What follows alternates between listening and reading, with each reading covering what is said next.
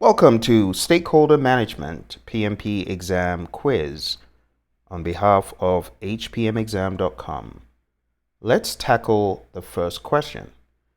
As the project manager spearheading a critical initiative, you are tasked with orchestrating a multi-dimensional project that transcends boundaries and involves a diverse array of stakeholders. These stakeholders, pivotal to the project's success, encompass individuals, groups, and organizations that possess a vested interest in its outcomes. Who are the stakeholders in this situation?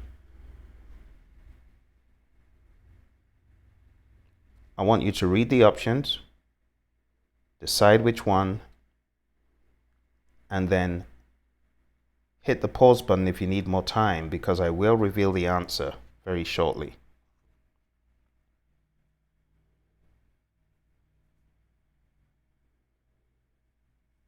So taking a look at the answers, my friends, you got to use the process of elimination, because the stakeholders is a wide group and you want the most inclusive answer. So just saying the project engineers, option A, or the company's attorneys, option C, or the individuals and agencies that control contingency funds, that's not good enough. You need a more inclusive answer, and for that reason, the best answer is B. Now, this isn't a difficult question, but under exam conditions, this question could take upwards of 1.5 minutes to answer. So if you're using 1 minute 30 seconds to answer questions like this, you will run out of time. So my advice to you is to get quick, get good at reading through a lot of crud. Like this has a lot of crud, you see, but you gotta sift through the crud, and you gotta practice sifting through the crud quick. The PMP exam is not crazily difficult. What is difficult is getting through what they front load in the question, a lot of the crud. All right, so let that be number one lesson for today. Let's move on. To increase the chances of achieving project success on Agile projects, the project manager should do all of the following except what?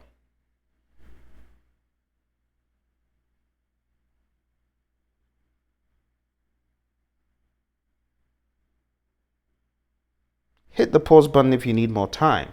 From an Agile perspective, you need to be agile, right?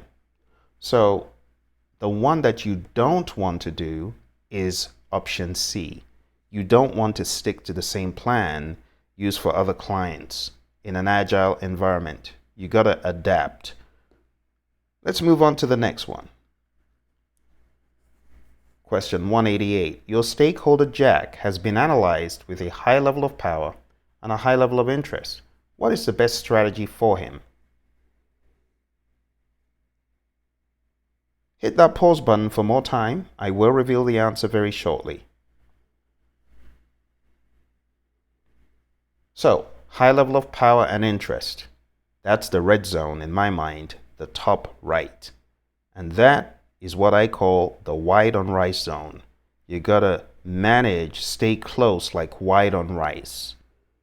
All right, so that is the manage close approach. Okay?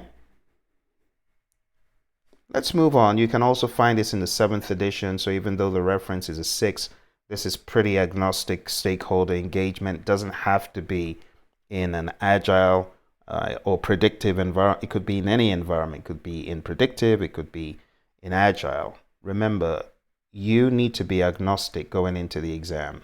Another one, your stakeholder Jill has been analyzed with a low level of power and a high level of interest. What is the best strategy for her?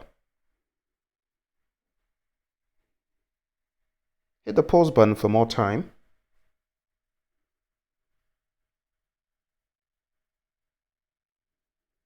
So when someone has a high level of interest but a low level of power, you got to give them what they're looking for. It's information. You got to keep them informed. Option B. Now, for those of you who have forgotten, there's a way you can remember this. But let's go to the next question. Considering the stakeholder analysis results for Janet, where she has been identified with a low level of power and a low level of interest, it is crucial to determine an effective strategy to engage her project. to engage her in the project. In light of this assessment, what approach should be employed to effectively involve Janet, leverage her unique insights and perspectives, and ensure her active participation? All right, hit the pause button for more time. I will reveal the answer. So when you have two lows, you gotta monitor. Low level of power, low level of interest. That's the lower left quadrant. And you want to monitor that individual. Okay, let's move on. 191. As a PMP, you are managing a project where one of the stakeholders, Bob, has been assessed with a high level of power but a low level of interest. In light of this stakeholder analysis, how can you determine and implement the most effective strategy to engage and involve Bob in the project? So you should get this one by now, right? High level of power, low level of interest. We're moving all across that thing. And for this, you want to keep satisfied. All right, now here's the trick to remembering. The trick to remembering is you got this quadrant, you got an M and an M diagonal, a K and a K. And that just means monitor, keep satisfied, manage close, keep informed. Okay, so don't forget that. Let's move on.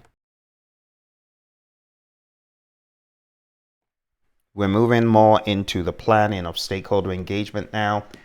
As a project manager overseeing a large agile IT project in a turbulent environment, you are currently confronted with challenging stakeholder demands that appear insurmountable for your project team.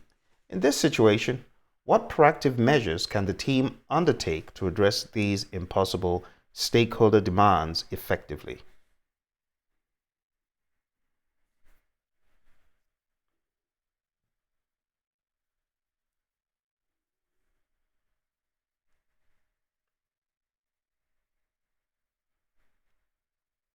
All right, hit the pause button if you need more time.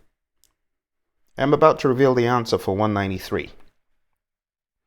The best answer for this one, my friend, is the one that is more agile. So when you get into the exam, you got to use this approach, the process of elimination. Certain things here are not agile. So, or don't make sense, I should say. B, invite the stakeholders to the weekly retrospective. First of all, there's not a weekly retrospective. And even if they were a weekly retrospective, it wouldn't be to observe team interaction. You wouldn't invite just stakeholders randomly to a retrospective. That doesn't make sense. The retro is for the team behind closed doors, except they agree to invite certain people, but it wouldn't be an every week thing. Besides, this doesn't address the problem. The same for C. It doesn't address the problem from a legitimate standpoint in that we don't review problems and the impediment log during a daily scrum. That is going against the grain. That is going against the grain of what really should happen in the world of Agile. Option D, record these in a risk register and deal with them during the sprint retrospective. It's too late by then. So the only one that makes sense from an Agile perspective is A. Engage with servant leadership to work with this stakeholder and possibly the product owner, whoever the servant leader is. So take a look at page 59 in the Agile Practice Guide for more information. As a PMP, you are managing a project and using various stakeholder models to effectively engage stakeholders. One of the stakeholders, Julie, has been assessed with a high level of power but a low level of interest. What does the power interest grid classification model for stakeholder analysis suggest?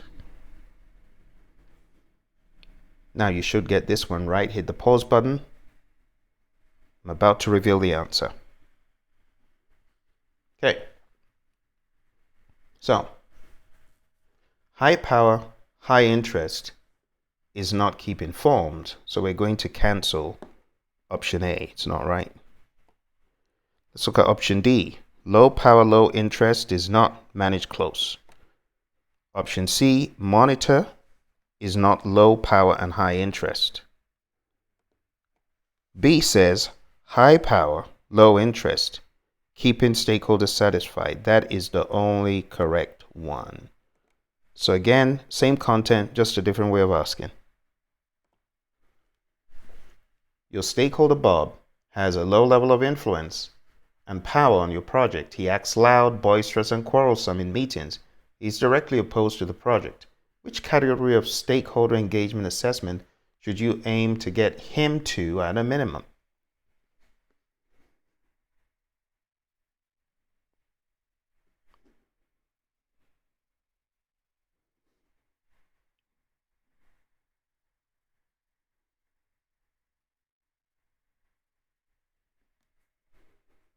Or I'll give you some time to think about it just a little bit more.